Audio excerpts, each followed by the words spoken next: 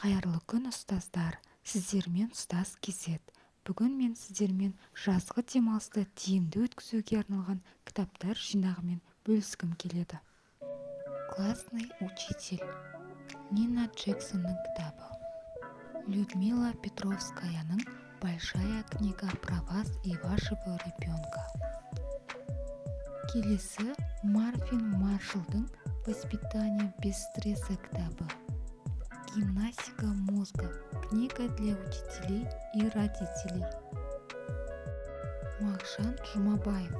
Педагогика кітабы. Искусство объяснить. Ли Лефердің кітабы. Одаренные дети. Франц Монкс. Подлысыйдың «Педагогика и воспитание» кітабы. Видео пайдалы болса, каналыма тіркеліп кетіңіз. Каналымда түрлі креативті әдіс-тәсілдерді көре аласыздар. Назарларыңызға рахмет.